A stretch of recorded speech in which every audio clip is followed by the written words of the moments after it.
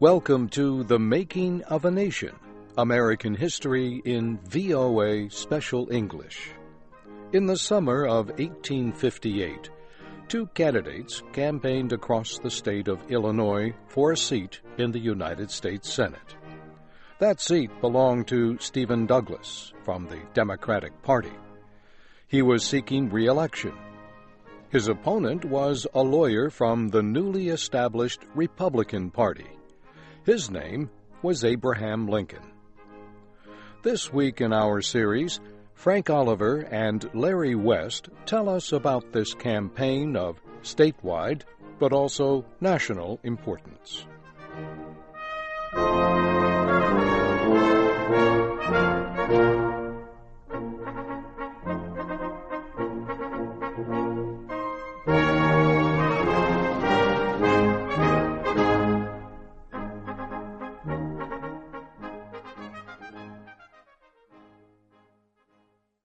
Abraham Lincoln proposed that he and Stephen Douglas hold several debates. The rules for each debate would be the same. One man would speak for an hour. His opponent would speak for an hour and a half. Then the first man would speak for half an hour to close the debate. Douglas agreed. There were 7 debates in all. They were held in towns throughout Illinois. In some places, there was great interest in what the two candidates had to say. Thousands of people attended. Douglas was a short, heavy man.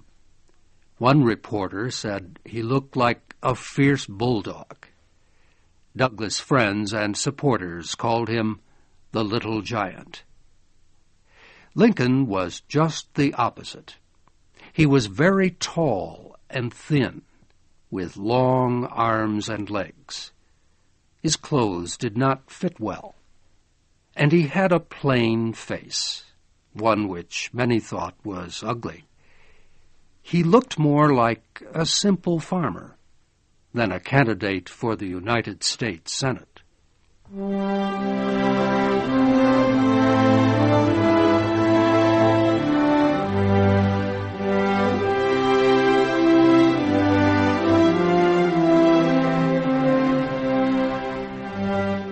The Lincoln-Douglas debates covered party politics and the future of the nation.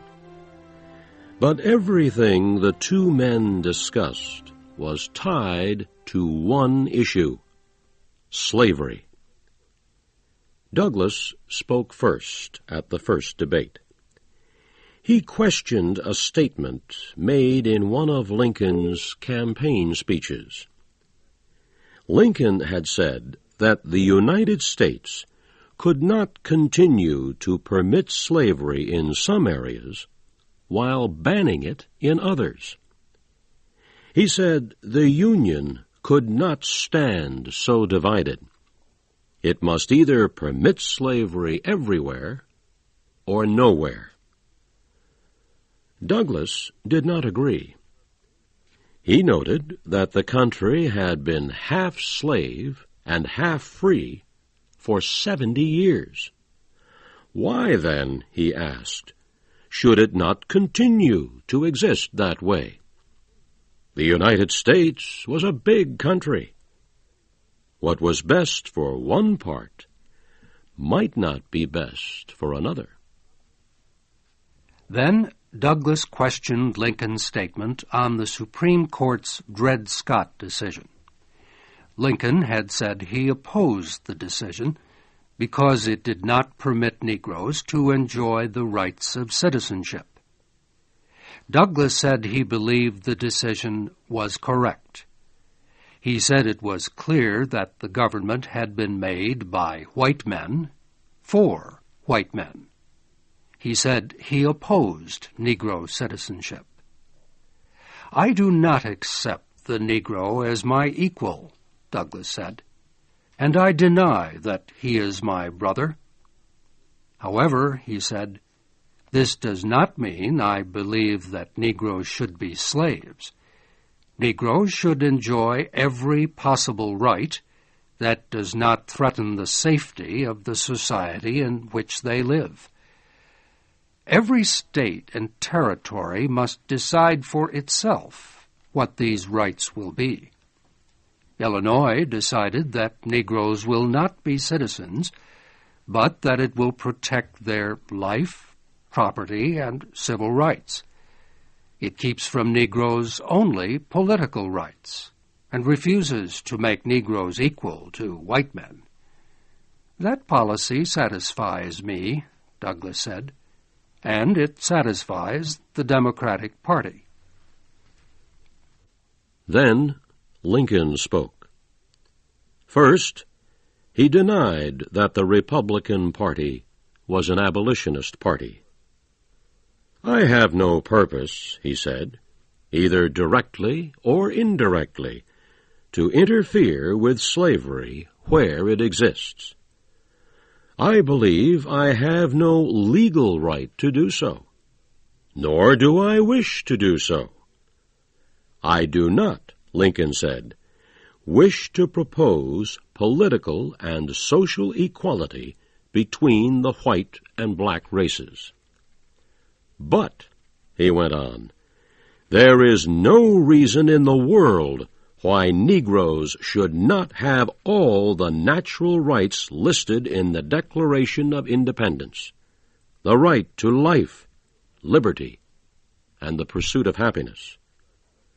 "I agree with Judge Douglas," Lincoln said, "that the Negro is not my equal in many ways, certainly not in color, perhaps not mentally or morally.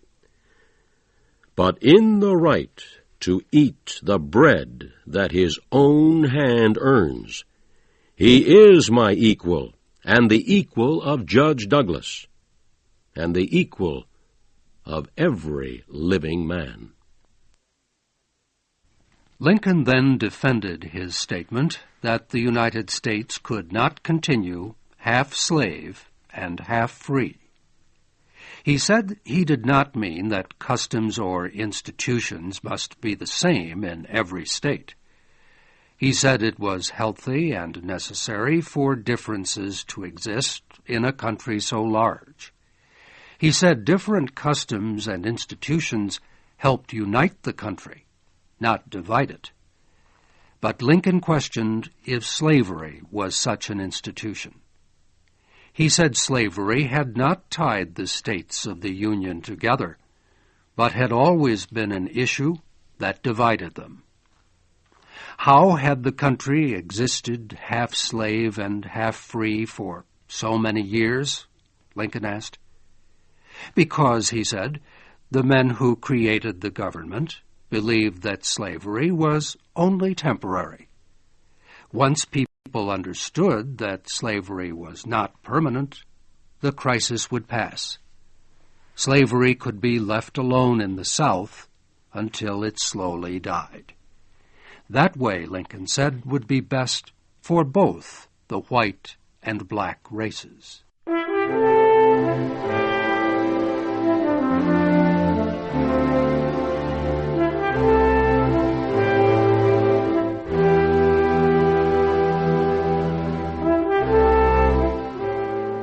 Stephen Douglas and Abraham Lincoln were campaigning for a Senate seat from the state of Illinois.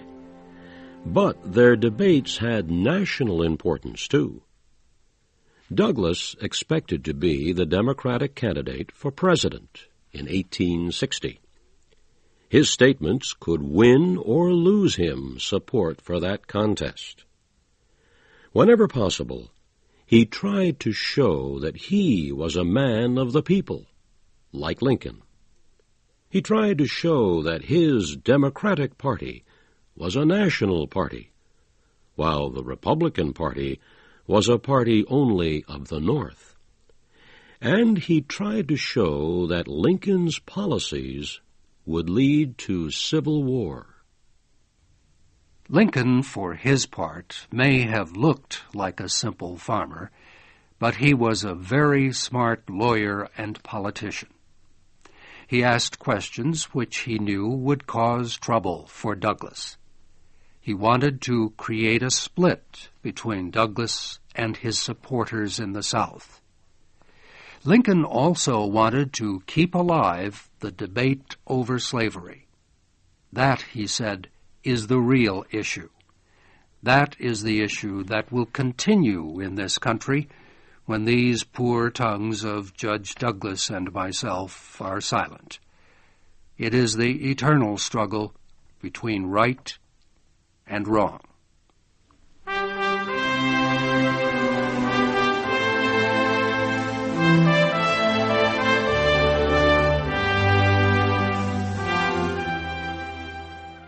In Illinois in 1858, the state legislature chose the men who would represent the state in the National Senate.